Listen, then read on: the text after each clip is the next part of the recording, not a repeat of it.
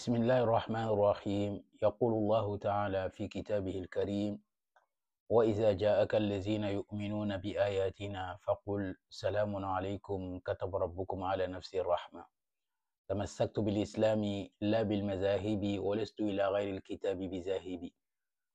Inch'Allah Ta'ala, aujourd'hui on va vous expliquer de A à Z concernant la musique. Est-elle interdite ou pas dans l'islam?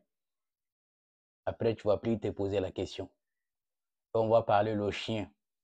Le chien aussi, est-ce que c'est interdit en islam? Ensuite, est-ce qu'un homme peut se tresser ou pas? Et des locks, que ce soit un homme ou une femme. On va en parler.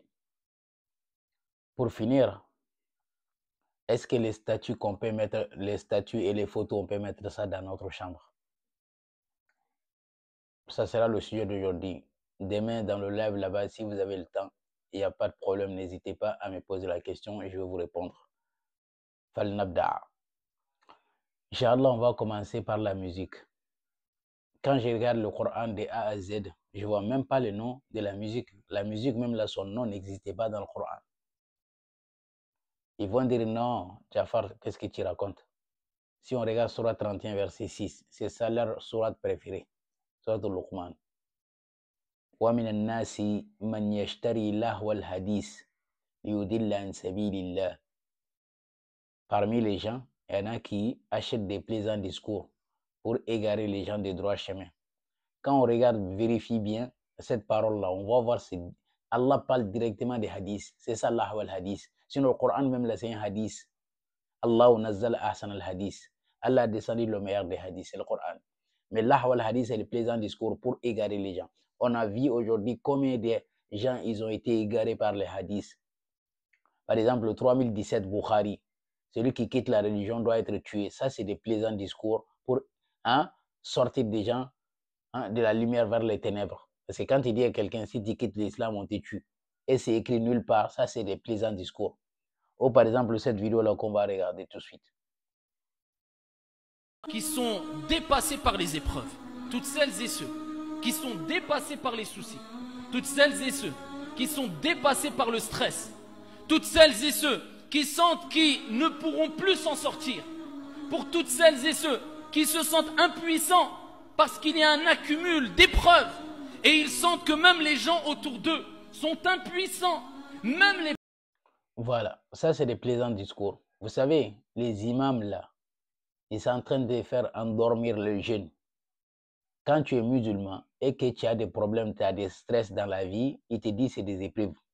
Il ne te dit pas d'aller chercher. Allah subhanahu wa ta'ala ne va jamais changer ta situation si tu ne changes pas ta situation. Quand tu as des problèmes, il faut méditer, il faut penser. Le problème, ça vient d'où? Quand tu réfléchis bien, tu vas voir d'où ça vient. Mais quand c'est quelqu'un qui n'est pas musulman, ils vont dire c'est Allah qui est en train de le punir. Allah punit les gens qui ne sont pas musulmans. Mais quand tu es musulman, c'est des épreuves. Un musulman, c'est des épreuves. Un non-musulman, c'est la punition d'Allah. Alors que dans cette vie-là, que tu sois musulman ou pas musulman, tout le monde souffre. C'est la vie même, c'est ainsi. Tu vas souffrir, il y a des hauts et des bas. Même les milliardaires, au début, ils souffraient. Ils ont travaillé, ils ont... Voilà. Où il y a des gens, même les voleurs, ils souffrent pour voler. Parce que si on l'attrape, il va mourir. Donc voilà. La vie n'est pas simple. Arrêtez de vos épreuves là. Vous mélangez tout. Les épreuves n'est rien d'autre que quand tu veux défendre la vérité, les problèmes que tu vas avoir dans ça, c'est ça qu'on appelle épreuve. Sinon, dans la vie, souvent, ça ne va pas. Souvent, tu n'as pas de boulot, tu as perdu ton boulot. Souvent, tu es malade. Ça, ce ne sont pas des épreuves. Tout le monde peut suivre, que tu sois musulman ou pas musulman. Ils font endormir les gens avec ces conneries-là. Inch'Allah, on va regarder si la musique est-elle interdite ou pas, selon les sunnites. On va écouter leur propre imam. هنا كان معروف عند العرب قديما كان موجود في زمن النبي صلى الله عليه وسلم. النبي عليه الصلاة والسلام، والحديث الصحيح الذي لا يستطيع أحد أن يرده حديث بوب له البخاري رحمه الله تعالى بقوله باب سنة العيدين لأهل الإسلام. جميل. باب سنة العيدين لأهل الإسلام. ثم ذكر حديث عائشة رضي الله تعالى عنها والجاريتين اللتين كانتا تغنيان بهذا النص، تغنيان. ورأى النبي عليه الصلاة والسلام امرأة فقال لعائشة تعرفين من هذه؟ قالت لا. قال هذه قينة بني فلان، يعني مغنية بني فلان، مطربة فنانة في عرفنا هذا. أتحبين أن تغنيك؟ قالت نعم. فأعطاها طبقا وغنته.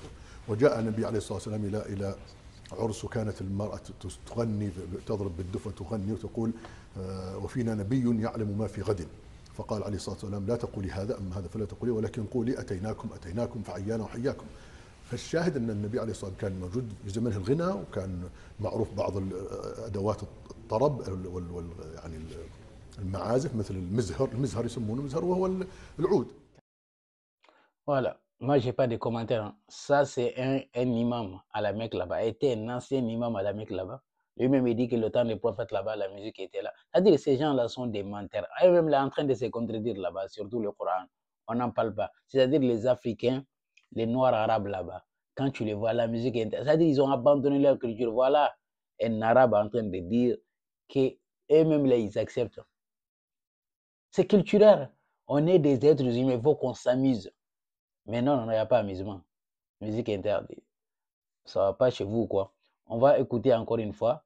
Bon, on va s'arrêter là parce qu'il y a une autre preuve selon les chiites, mais on ne va pas jouer cette vidéo. On va continuer par quoi? Les statues. C'est-à-dire des statues que vous mettez dans votre chambre là-bas. Ou par exemple, dans un pays, on voit des statues de grandes personnes là-bas. Est-ce que ça, c'est interdit en islam? C'est faux, ce n'est pas interdit. Parce que quand on regarde Surah 34, verset 13, Allah Suleiman, les djinns, ils exécutaient pour Suleiman at-tamasil, ce sont des statues. Allah subhanahu wa ta'ala dit, Surah 34, verset 13, wa ya'maluna lahu ma yasha'u min mahariba, mahariba, ce sont des sanctuaires, là où on prie. Wa tamasil, ce sont des statues. Suleiman, les djinns fabriquaient pour Suleiman des statues. Hein? Dans son palais là-bas ou dans ses palais là-bas, il y avait des statues. Donc les statues en islam, tu peux mettre dans ta chambre des statues, des petites statues là, tant que tu ne les adores pas, ils resteront toujours des statues. Et les photos dans ta chambre, il n'y a aucun souci que Malaïka ne descend pas quand tu mets le chien, surtout le chien. Quand tu mets le chien chez toi, que si c'est pour garder ta maison, qu'il n'y a pas de problème. Mais parce que tu aimes le chien, ça c'est interdit. Qui a créé le chien? C'est pas là qui a créé le chien. Ils vont dire, mais Dieu a créé le porc aussi également, le porc, et il a dit de ne pas manger. Il a dit de ne pas manger, mais il n'a pas dit que le porc même là, c'est interdit. Non, c'est la viande. Le chien, il n'y a aucun souci là-dedans. Tu peux mettre dans ta chambre, tu peux. Le chien même là est mieux que les êtres humains aujourd'hui. Les êtres humains que vous avez dit qu'Allah n'a pas interdit de rentrer chez toi, l'être humain, tu les nourris 100 ans, il va te trahir. Un chien, tu nourris une fois, tant qu'il n'est pas malade, il va toujours te protéger. Donc, Surah 18, verset 18, les jeunes gens qui sont partis se réfugier dans les cavernes là-bas, Rasulullah a dit, Surah 18, verset 18, ils avaient les chiens avec eux là-bas. Je ne sais pas ces gens-là, ils ont quel problème avec les animaux. Même les animaux ne peuvent pas se reposer, tellement qu'ils sont égarés. Pour finir, les locks, un homme, une femme peut faire des locks, il n'y a aucun souci là-dedans. Même se tresser. Ils vont dire non, un homme ne peut pas se tresser, que c'est quelqu'un qui ressemble à une femme qui fait partie d'eux. Votre prophète là dans le hadith là-bas, Abu Daoud, 4191, il s'est tressé avec quoi? 4 grosses tresses. Le prophète s'est tressé dans le hadith là-bas. Mais vous dites que nous on défend la sunna, ce que le prophète fait, on va faire. Pourquoi vous n'allez pas vous tresser? Pourquoi on n'a jamais vu un imam en train de se tresser? Vous êtes des bandes d'hypocrites, wallah azim. Allez-y vérifier Abu Daoud 4191 là-bas. Le prophète il s'est tressé avec 4 grosses tresses. Si vous dites que quelqu'un qui ressemble à une femme, qui devient une femme, moi mes locks, ça va venir. Hein. Ça va venir. Ça va être bien joli. Votre prophète là, dans le hadith, il s'est ressemblé à une femme parce qu'il s'est tressé. Ayyuhal kafiroun. Allez-y, vous renseignez. Inch'Allah, les autres, là, les tatouages et tout ça, on va en parler dans le live. Barakallahu fikum wa salamu min Allah alaikum wa barakatuhu ila al-liqa.